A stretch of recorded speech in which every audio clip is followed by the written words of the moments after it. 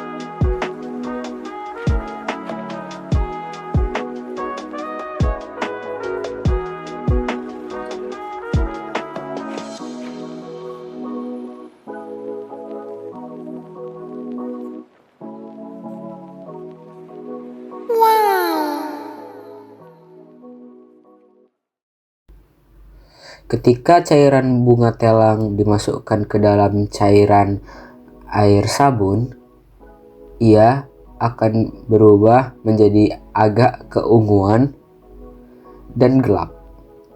Kemudian, jika dimasukkan ke dalam air cuka, dia akan memerah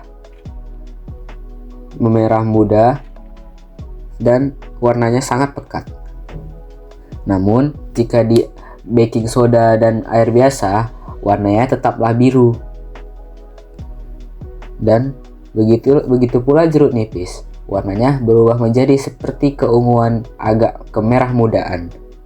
Reaksi yang terjadi pada percobaan kali ini adalah cairan bunga telang mengukur tingkat keasaman suatu cairan. Semakin asam cairannya, semakin keunguan juga warnanya. Itu adalah reaksi atau kesimpulan yang bisa saya tangkap pada percobaan kali ini.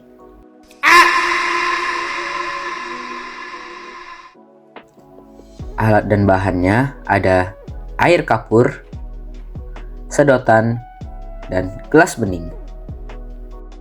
Pertama-tama, siapkan air kapur dalam gelas bening. Kemudian, gunakan sedotan untuk meniupkan napas ke dalam air kapur selama 1-2 menit.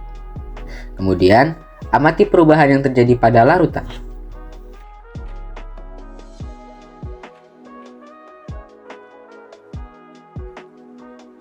A few moments later. Ketika kita menghembuskan nafas ke dalam air kapur seperti air yang mendidih dan dia menggelembung. Dan jika semakin lama dihembus dengan nafas kita, air kapur akan berubah semakin keruh. Itu karena karbon dioksida sudah masuk ke dalam cairan larutan air kapur. Mengapa terjadi endapan? Karena kapur tidak bisa larut ke dalam air. Sama halnya seperti susu dan pasir ketika dilarutkan ke dalam air. Lama-kelamaan mereka akan mengendap.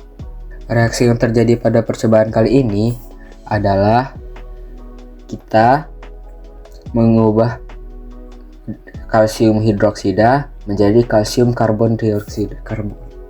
Reaksi yang terjadi adalah ketika kita menghembuskan CO2 ke dalam larutan yang bereaksi dengan kalsium hidroksida dalam air membentuk endapan kalsium karbonat yang membuat air menjadi keruh.